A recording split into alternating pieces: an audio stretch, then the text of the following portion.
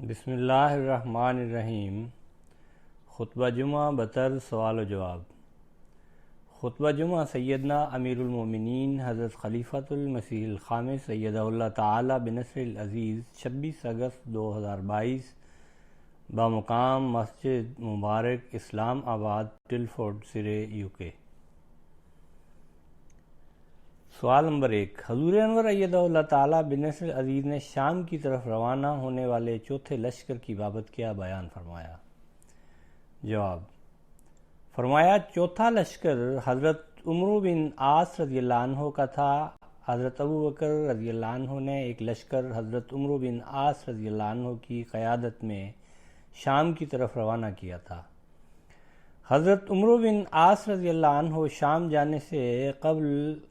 قضاء کے ایک حصے کے صدقات کی تحصیل کے لیے مقرر تھے۔ جب قضاء کے دوسرے نصف حصہ کے صدقات کی تحصیل کے لیے حضرت ولید بن عقبہ رضی اللہ عنہ مقرر کیے گئے تھے، جب حضرت ابو بکر رضی اللہ عنہ نے شام کی جانب مختلف لشکر روانہ فرمانے کا ارادہ فرمایا تو ان کی خواہش تھی کہ حضرت عمرو بن عاص رضی اللہ عنہ کو شام کی طرف بھیجیں، لیکن ان کے کارناموں کی وجہ سے، حضرت عمرو رضی اللہ عنہ کے کارناموں کی وجہ سے جو انہوں نے فتنہ ارتداد کو ختم کرنے کے لیے انجام دیے تھے، حضرت ابو بکر رضی اللہ عنہ نے انہیں یہ اختیار دیا کہ خواہ وہ قضاء میں ہی مقیم رہیں یا شام جا کر وہاں کے مسلمانوں کی تقویت کا باعث بنے۔ چنانچہ حضرت ابو بکر رضی اللہ عنہ نے حضرت عمرو بن عاص رضی اللہ عنہ کو خط لکھا کہ اے ابو عبداللہ، میں تم کو ایک ایسے کام میں مصروف کرنا چاہتا ہوں جو تمہاری دنیا اور آخرت دونوں کے لیے بہترین ہے، سوائے اس کے کہ تمہیں وہ کام زیادہ پسند ہو جو تم انجام دے رہے ہو۔ اس کے جواب میں حضرت عمرو بن عاص رضی اللہ عنہ نے حضرت ابو بکر رضی اللہ عنہ کو یہ لکھا کہ میں اسلام کے تیروں میں سے ایک تیر ہوں، اور اللہ کے بعد آپ رضی اللہ عنہ ہی ایک ایسے شخص ہیں جو ان تیروں کو چلانے اور جمع کرنے والے ہیں۔ آپ رضی اللہ عنہ دیکھیں کہ ان میں سے جو تیر نہایت سخت، زیادہ خوفناک اور بہترین ہو، اسے اس طرف چلا دیجئے جس طرف آپ رضی اللہ عنہ کو کوئی خطرہ نظر آئے، یعنی کہ میں تو ہر قسم کے خطرے میں جانے کے لیے ہر طرح تیار ہوں۔ سوال نمبر 2، حضرت ابو بکر رضی اللہ عنہ نے لشکر کی روانگی سے قبل حضرت عمرو بن عاص رضی اللہ عنہ کو کیا نصیحتیں فرمائیں؟ جواب، فرمایا جب حضرت عمرو بن عاص رضی اللہ عنہ مدینہ آئے تو حضرت ابو بکر رضی اللہ عنہ نے انہیں حکم دیا کہ مدینہ سے باہر جا کر خیمہ زن ہو جائیں تاکہ لوگ آپ رضی اللہ عنہ کے ساتھ جمع ہوں۔ جب آپ رضی اللہ عنہ نے روانہ ہونے کا ارادہ فرمایا تو حضرت ابو بکر رضی اللہ عنہ آپ کو رخصت کرنے نکلے۔ فرمایا اے عمرو، تم رائے اور تجربہ کے مالک ہو اور جنگی بصیرت رکھتے ہو، تم اپنی قوم کے اشراف اور مسلم صلحاء کے ساتھ رہے ہو اور اپنے بھائیوں سے ملو گے، لہذا ان کی خیر خواہی میں کوتاہی نہ کرنا اور ان سے اچھے مشورے کو نہ روکنا، کیونکہ تمہاری رائے جنگ میں قابل تعریف اور انجام کار بابرکت ہو سکتی ہے۔ اگر کوئی مشورہ دے تو ان سے اچھے مشورے کو نہ روکنا، اگر تمہارے پاس کوئی تجویز ہے تو اس کو بے شک استعمال کرنا۔ حضرت عمرو بن عاص رضی اللہ عنہ نے عرض کیا، کتنا بہتر ہے میرے لیے کہ میں آپ رضی اللہ عنہ کے گمان کو سچ کر دکھاؤں اور آپ رضی اللہ عنہ کی رائے میرے بارے میں خطا نہ کرے۔ سوال نمبر 3، رومی افواج نے شام کے کن مقامات پر اپنے فوجی مراکز قائم کیے ہوئے تھے؟ جواب، فرمایا روم کی شام میں 2 افواج تھیں، ایک فلسطین میں اور دوسری انطاکیہ میں، اور ان دونوں افواج نے درج ذیل مقامات پر اپنے مراکز بنا رکھے تھے۔ نمبر 1، انطاکیہ یہ رومی سلطنت کے دور میں شام کا دارالسلطنت تھا۔ دوسرا،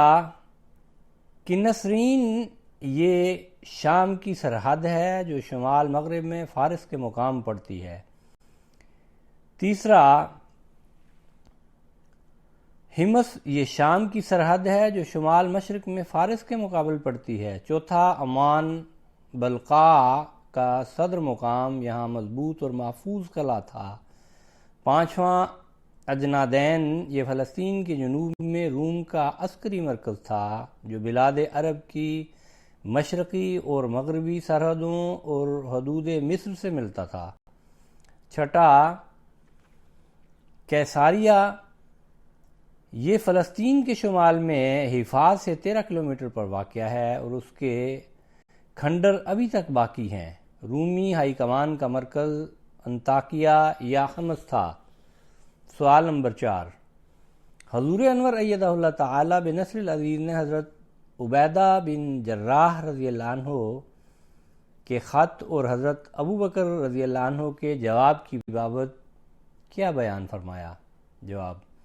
فرمایا حضرت ابو عبیدہ بن جراح رضی اللہ عنہ جب جابیہ کے قریب تھے تو ان کے پاس ایک آدمی خبر لے کر آیا کہ ہرقل انطاکیہ میں ہے اور اس نے تمہارے مقابلے کے لیے اتنا بڑا لشکر تیار کیا ہے کہ اس سے قبل ایسا لشکر اس کے آباء و اجداد میں سے بھی کسی نے تم سے پہلی قوموں کے مقابلے کے لیے تیار نہیں کیا تھا۔ اس پر حضرت ابو عبیدہ رضی اللہ عنہ نے حضرت ابو بکر رضی اللہ عنہ کو خط لکھا کہ مجھے یہ اطلاع ملی ہے کہ شاہ روم ہرقل شام کی ایک بستی جسے انطاکیہ کہتے ہیں وہاں آ کر قیام پذیر ہوا ہے اور اپنی سلطنت کے لوگوں کی طرف آدمی بھیجے کہ انہیں جمع کر کے لائیں۔ چنانچہ لوگ ہر مشکل اور آسان راستوں سے ہوتے ہوئے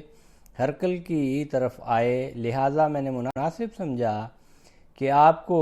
اس کی اطلاع بھیج دوں تاکہ اس بارے میں آپ فیصلہ کر سکیں۔ حضرت ابو بکر رضی اللہ عنہ نے حضرت عبیدہ رضی اللہ عنہ کی طرف جواباً لکھا کہ تمہارا خط مجھے ملا، میں نے اس کو سمجھا جو تم نے شاہ روم ہرقل کے متعلق تحریر کیا ہے۔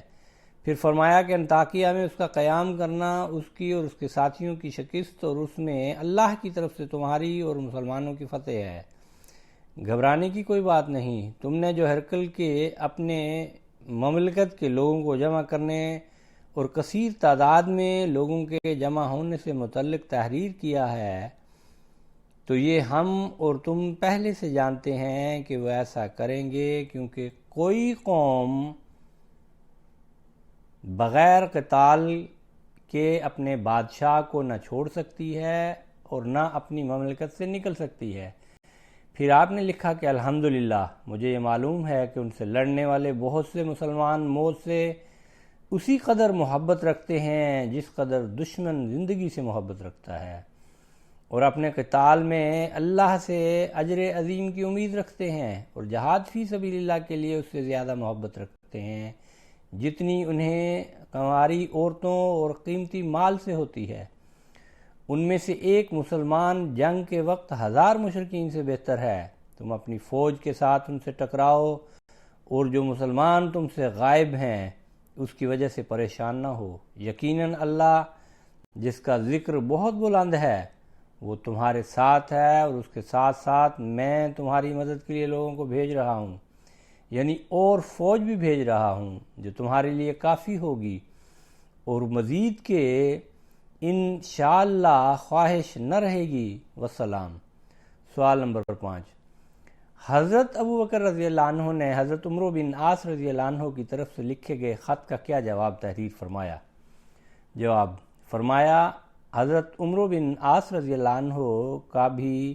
خط حضرت ابو بکر رضی اللہ عنہ کو ملا۔ حضرت ابو بکر رضی اللہ عنہ نے جواب دیتے ہوئے تحریر فرمایا کہ تمہارا خط مجھے موصول ہوا جس میں تم نے رومیوں کی فوج اکٹھی کرنے کا ذکر کیا ہے، تو یاد رہے اللہ تعالیٰ نے اپنے نبی صلی اللہ علیہ وسلم کے ساتھ کثرت فوج کی بنا پر ہمیں فتح و نصرت نہیں عطا کی۔ ہماری تو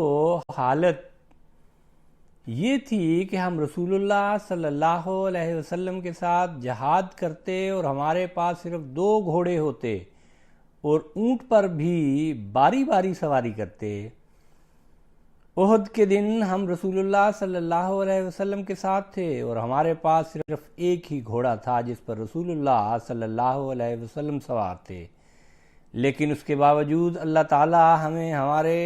دشمن پر غلبہ عطا فرماتا اور ہماری مدد کرتا تھا۔ آپ رضی اللہ عنہ نے فرمایا کہ عمرو، یاد رکھو اللہ کا سب سے بڑا مطیع وہ ہے جو معصیت سے سب سے زیادہ بغض رکھے۔ خود بھی اللہ کی اطاعت کرو اور اپنے ساتھیوں کو بھی اطاعت الہی کا حکم دو۔ سوال نمبر 6، حضرت ابوبکر رضی اللہ عنہ نے حضرت یزید بن سفیان رضی اللہ عنہ کی طرف سے لکھے گئے خط کا کیا جواب تحریر فرمایا؟ جواب فرمایا، حضرت یزید بن ابو سفیان رضی اللہ عنہ نے بھی حضرت ابوبکر رضی اللہ عنہ کو خط میں وہاں کے حالات لکھتے ہوئے مدد طلب کی، جس کے جواب میں حضرت ابوبکر رضی اللہ عنہ نے لکھا کہ جب ان سے تمہارا مقابلہ ہو تو اپنے ساتھیوں کو لے کر ان پر ٹوٹ پڑو اور ان سے قتال کرو، اللہ تعالیٰ تمہیں رسوا نہیں کرے گا۔ اللہ تعالیٰ نے ہمیں خبر دی ہے کہ اللہ کے حکم سے چھوٹا گروہ بڑے گروہ پر غالب آ جاتا ہے، اور اس کے باوجود میں تمہاری مدد کے لیے مجاہدین پر مجاہدین بھیج رہا ہوں، یہاں تک کہ تمہارے لیے کافی ہو جائیں گے اور مزید کی حاجت نہ محسوس کرو گے، انشاءاللہ والسلام۔ حضرت ابوبکر رضی اللہ عنہ نے دستخط فرمائے۔ سوال نمبر 7، حضرت ابوبکر رضی اللہ عنہ نے حضرت ابو عبیدہ بن جراح رضی اللہ عنہ کے خطوط کے جواب میں کیا تحریر فرمایا؟ جواب فرمایا، حضرت ابو عبیدہ رضی اللہ عنہ کے پے در پے خطوط کے نتیجہ میں حضرت ابوبکر رضی اللہ عنہ نے حضرت خالد بن ولید رضی اللہ عنہ کو شام بھیجنے کا فیصلہ کیا۔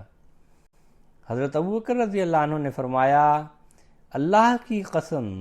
میں ضرور خالد بن ولید رضی اللہ عنہ کے ذریعہ رومیوں کو ان کے شیطانی وسوسے بھلا دوں گا۔ حضرت خالد رضی اللہ عنہ اس وقت عراق میں تھے جس وقت حضرت ابوبکر رضی اللہ عنہ نے حضرت خالد رضی اللہ عنہ کو شام جانے اور وہاں اسلامی افواج کی امارت سنبھالنے کا حکم دیا،